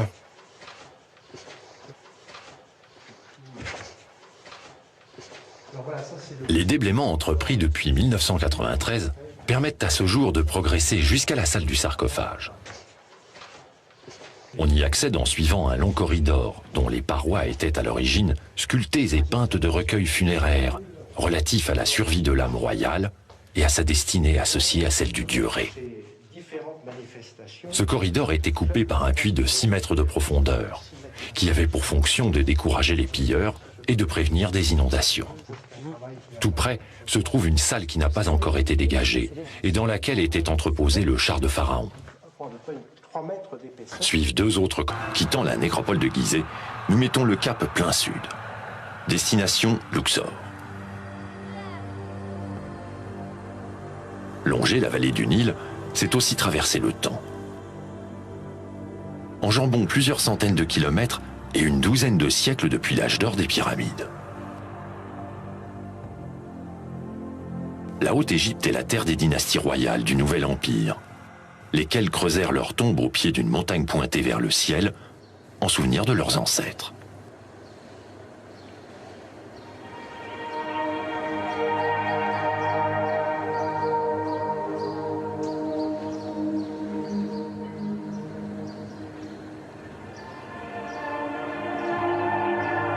Nous voici au cœur de l'ancienne Ouaset, plus couramment appelée Thèbes, du nom que lui donna Homère. Nous sommes vers 1250 avant Jésus-Christ. Ramsès II, souverain de la 19e dynastie, règne sur le nouvel empire d'Égypte.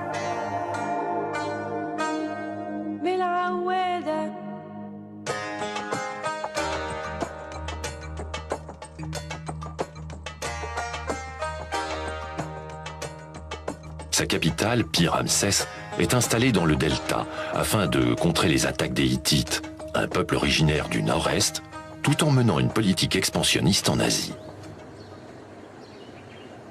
Cependant, c'est à Thèbes, siège du tout-puissant clergé d'Amon-Ré, que se concentre le pouvoir politique et religieux du pays.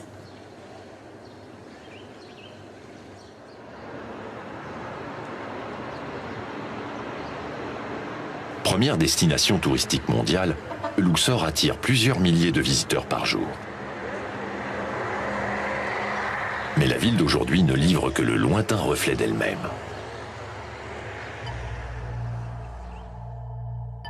À l'inverse des demeures des dieux, bâties en pierre dure, la cité des hommes construite en briques crues est retournée à la poussière.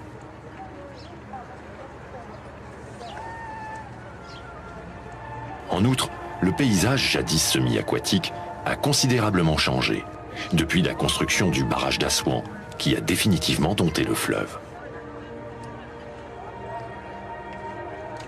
Découvrons l'antique Thèbes, telle qu'elle a pu être sous le règne de Ramsès II. Sur la rive orientale du Nil se trouvait le grand sanctuaire de Karnak, dédié à Amon-Ré, entouré des temples de Mout, son épouse, et de Ronsou, leur fils.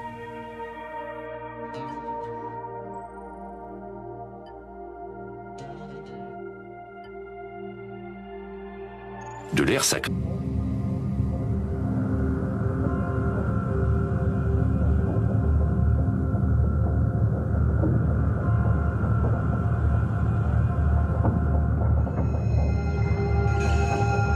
En emportant dans leurs tombes mobilier, serviteurs et produits frais, les Égyptiens s'assuraient ainsi de pouvoir faire face à toutes les éventualités dans l'au-delà.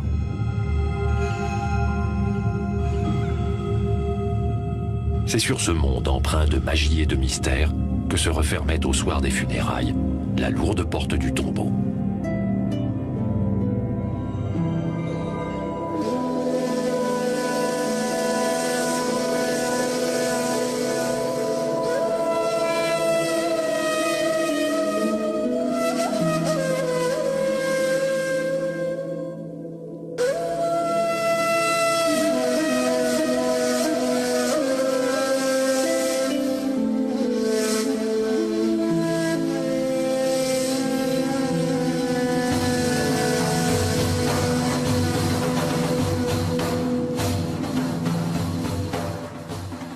Illustre à merveille la puissance antique de ces montagnes de pierre.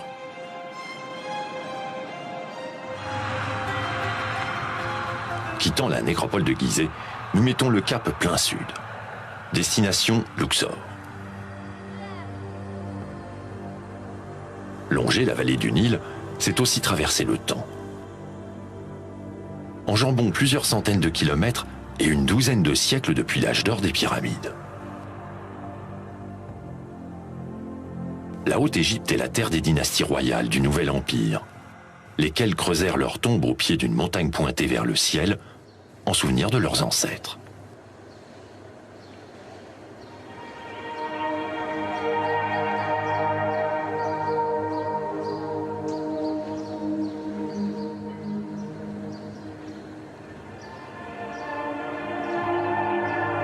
Nous voici au cœur de l'ancienne Ouaset, plus couramment appelée Thèbes, du nom que lui donna Homère. Nous sommes vers 1250 avant Jésus-Christ. Ramsès II, souverain de la 19e dynastie, règne sur le nouvel empire d'Égypte.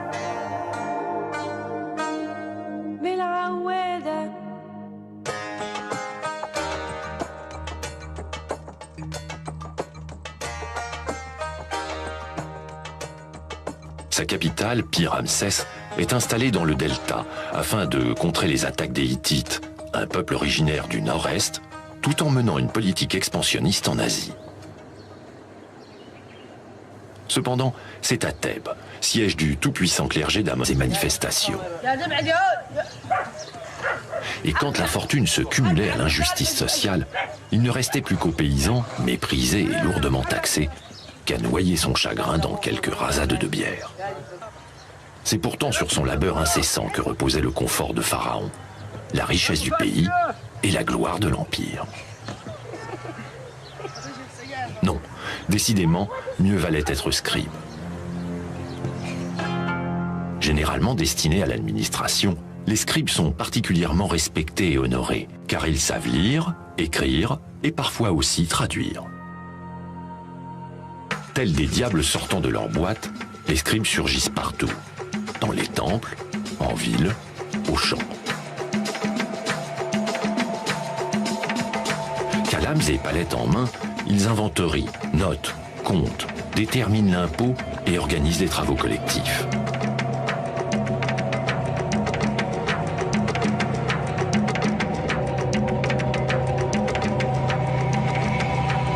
Bref, ils veillent à la bonne marche interne du pays pour le compte de Pharaon. Du travail de la terre aux plus hautes fonctions administratives et cultuelles, la plupart des métiers exercés à l'époque pharaonique l'étaient par des hommes. Et les femmes.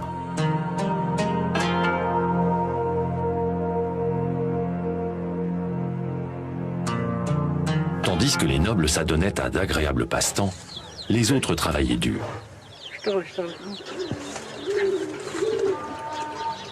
Leur tâche quotidienne était de préparer le pain, les produits laitiers et la pâte à bière.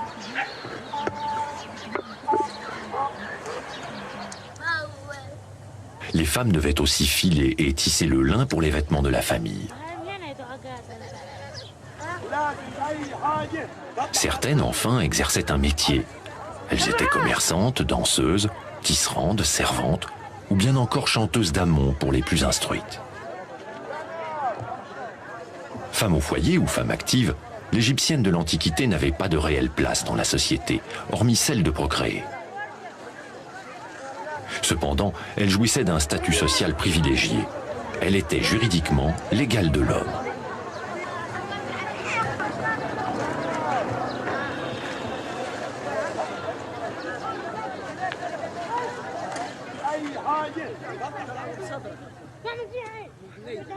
Quant aux enfants, seuls les riches allaient à l'école.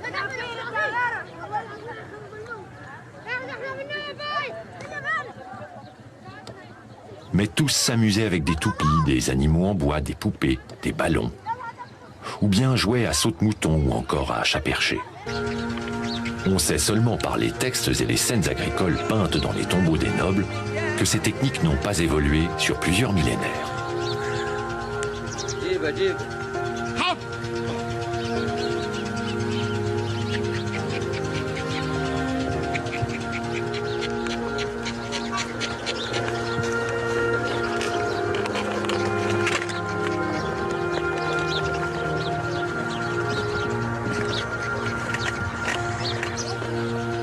On sait aussi que l'homme de la terre vivait les yeux rivés sur le Nil, le véritable maître de l'Égypte.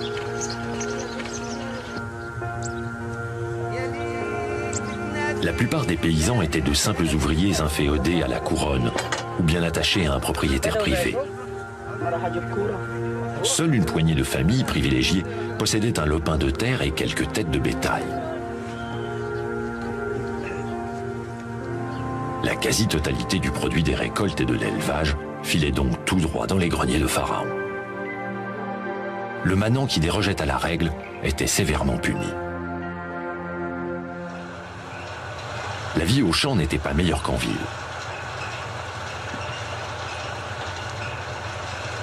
L'alternance des périodes d'inondation ou de sécheresse remettait sans cesse en cause la répartition des sols cultivables, engendrant jalousies et mesquineries entre petits exploitants. Se posait souvent enfin le problème des salaires. Payé en nature, l'ouvrier agricole ne l'était pas toujours en temps et en heure, ce qui provoquait grèves et manifestations. Et quand la fortune se cumulait à l'injustice sociale, il ne restait plus qu'aux paysans, méprisés et lourdement taxés, qu'à noyer son chagrin dans quelques rasades de bière. C'est pourtant sur son labeur incessant que reposait le confort de Pharaon, la richesse du pays et la gloire de l'Empire. Non, décidément, mieux valait être scribe. Généralement destinés à l'administration, les scribes sont particulièrement respectés et honorés, car ils savent lire, écrire et parfois aussi traduire. Tels des diables sortant de leur boîte, les scribes surgissent partout, dans les temples, en ville, aux champs. Calames et palettes en main, ils inventorient, notent, comptent, déterminent l'impôt et organisent les travaux collectifs.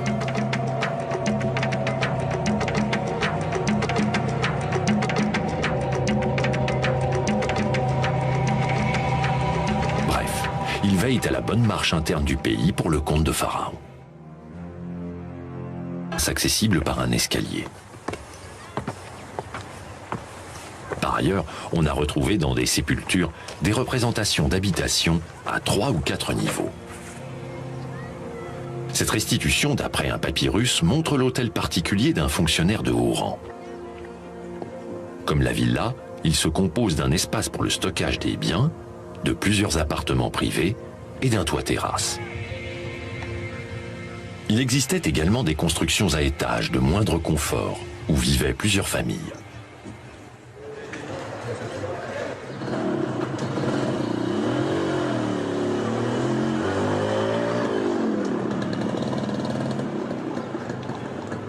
Ces immeubles laissent ainsi imaginer une ville à l'aspect beaucoup plus moderne qu'on ne pourrait le penser. Il révèle du même coup un tissu urbain extrêmement serré dans une ville qui abritait environ 35 000 habitants. Vivre en ville ne devait pas être de tout repos. Les textes anciens font état des nombreux désagréments causés par la promiscuité. On se querelle, on s'injurie, on s'accuse, on se plaint de toutes sortes de maux. Chicanes et crimes se règlent à coups de contentieux et de procès chez le responsable administratif local, quand l'affaire ne remonte pas jusqu'au pharaon.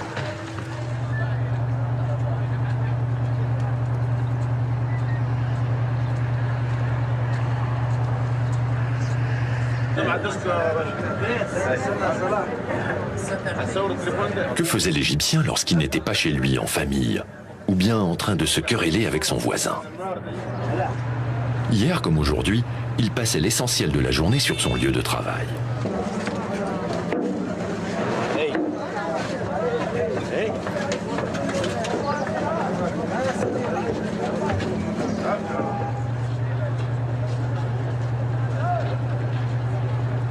Il existait toute une palette de métiers, mais l'activité économique du pays était essentiellement agricole.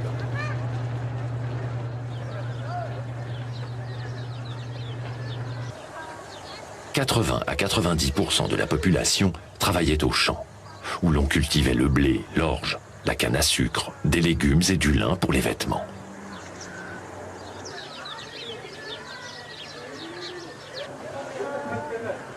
On pratiquait également l'élevage de bœufs, de volailles et de moutons, destinés à la consommation des plus riches.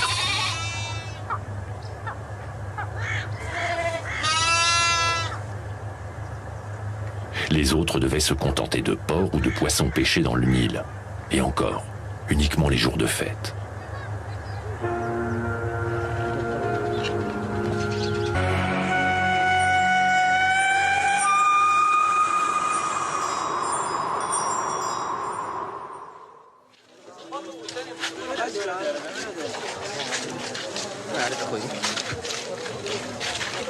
Avec près de 20 millions d'habitants, le Caire est la première métropole d'Afrique.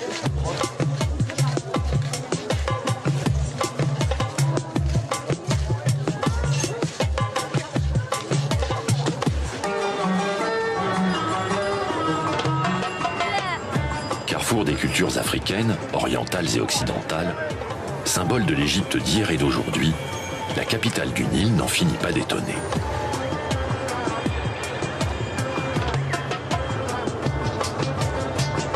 Dans ces rues se confrontent héritage pharaonique, copte, arabe, ottoman et européen. Résidences princières et habitats de fortune, venelles sombres et grandes artères asphaltées. Plongeant dans l'inextricable trafic kérote, nous gagnons le plateau de Gizeh au sud du Caire, dominé par la masse écrasante des célèbres pyramides de Khéops, Képhren et Mykérinos.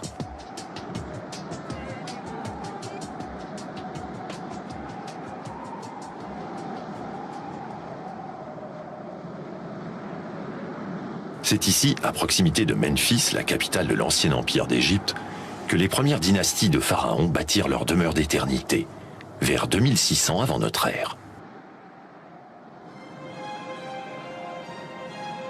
L'homme a peur du temps, mais le temps a peur des pyramides. Ce proverbe arabe illustre à merveille la puissance antique de ces montagnes de pierre.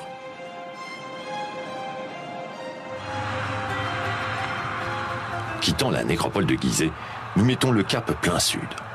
Destination Luxor. Longer la vallée du Nil, c'est aussi traverser le temps.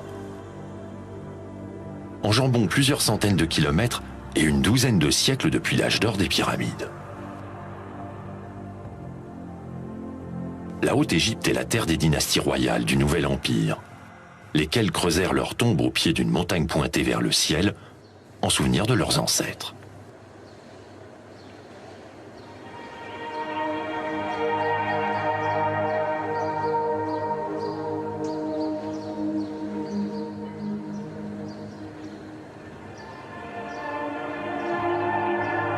Nous voici au cœur de l'ancienne Ouaset, plus couramment appelée Thèbes, du nom que lui donna Homère.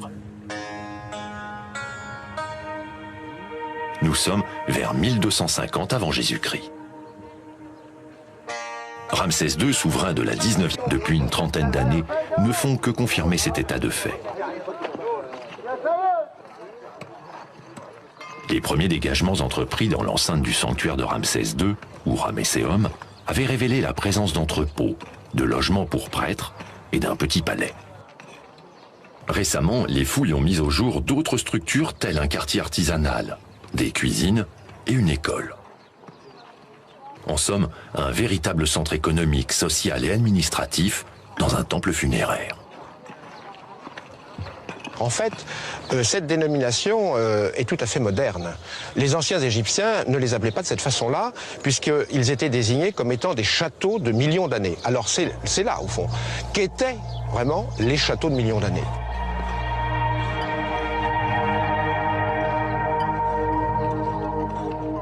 Ces monuments qui exaltaient la fonction royale, eh bien, on se rend compte, surtout à travers l'étude de leur vaste complexe économico-administratif et social, qu'au fond là, nous avons en fait des sortes de délégations régionales de la fonction monarchique.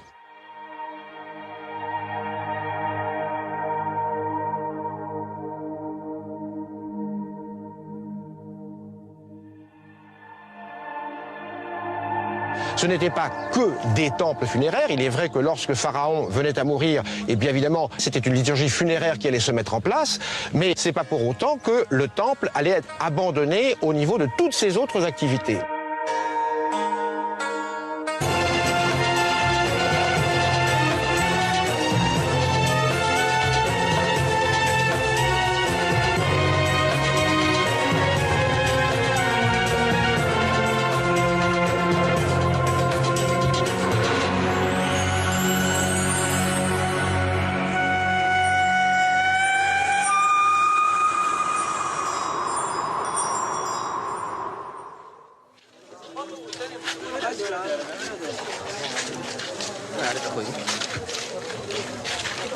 Avec près de 20 millions d'habitants, le Caire est la première métropole d'Afrique.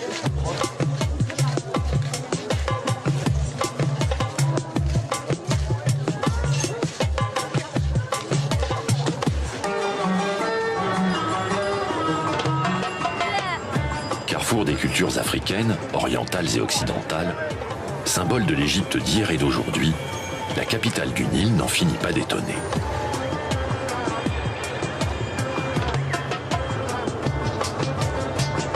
Dans ces rues se confrontent héritage pharaonique, copte, arabe, ottoman et européen. Résidences princières et habitats de fortune, venelles sombres et grandes artères asphaltées. Quittant la nécropole de Gizeh, nous mettons le cap plein sud. Destination Luxor. Longer la vallée du Nil, c'est aussi traverser le temps. Enjambons plusieurs centaines de kilomètres et une douzaine de siècles depuis l'âge d'or des pyramides. La Haute-Égypte est la terre des dynasties royales du Nouvel Empire, lesquelles creusèrent leurs tombes au pied d'une montagne pointée vers le ciel, en souvenir de leurs ancêtres.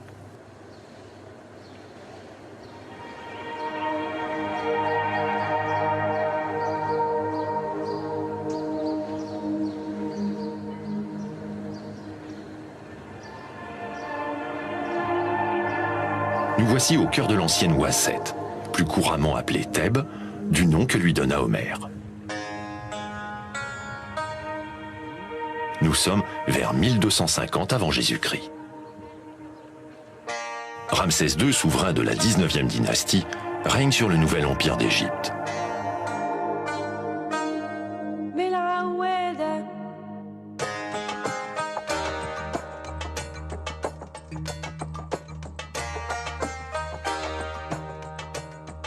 Sa capitale, Pi-Ramsès, est installée dans le delta afin de contrer les attaques des Hittites, un peuple originaire du nord-est, tout en menant une politique expansionniste en Asie.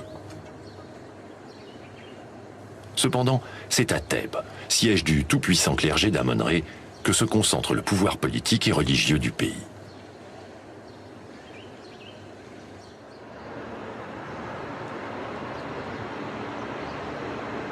Première destination touristique mondiale, Luxor attire plusieurs milliers de visiteurs par jour. Mais la ville d'aujourd'hui ne livre que le lointain reflet d'elle-même.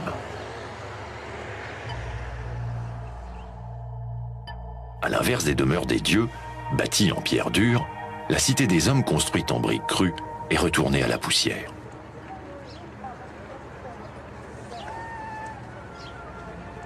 En outre, le paysage jadis semi-aquatique a considérablement changé depuis la construction du barrage d'Assouan qui a définitivement dompté le fleuve. Découvrons l'antique Thèbes, telle qu'elle a pu être sous le règne de Ramsès II. Sur la rive orientale du Nil se trouvait le grand sanctuaire de Karnak, dédié à Amon-Ré, entouré des temples de Mout, son épouse, et de Ronsou, leur fils.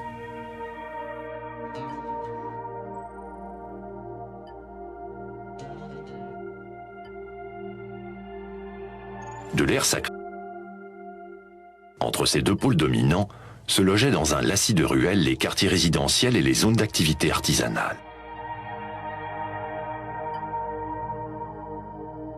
De l'autre côté du fleuve, sur la rive ouest, se trouvaient les nécropoles royales et privées, creusées dans la roche, ainsi que des temples couramment appelés temples funéraires. Ces domaines étaient reliés à un maillage de canaux permettant l'accès aux barques d'Amon-Ré lors des fêtes religieuses.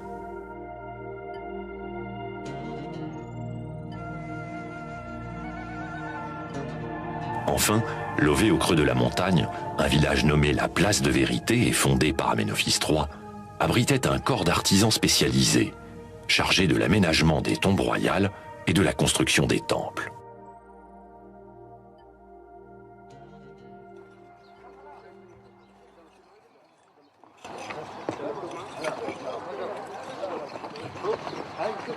Ainsi, la vie avait bien cours des deux côtés du Nil. Les dernières découvertes effectuées sur la rive ouest de Thèbes, depuis une trentaine d'années, ne font que confirmer cet état de fait. Les premiers dégagements entrepris dans l'enceinte du sanctuaire de Ramsès II, ou Ramesséum, avaient révélé la présence d'entrepôts, de logements pour prêtres et d'un petit palais.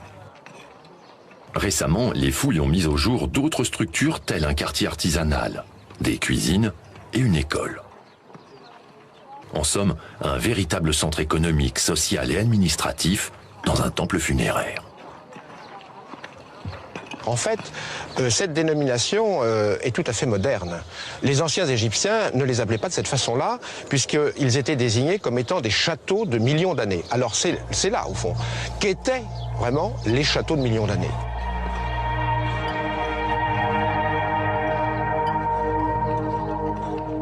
Ces monuments qui exaltèrent la fonction royale, eh bien, on se rend compte, surtout à travers l'étude de leur vaste complexe économico-administratif et social, qu'au fond là, nous avons en fait des sortes de délégations régionales de la fonction monarchique.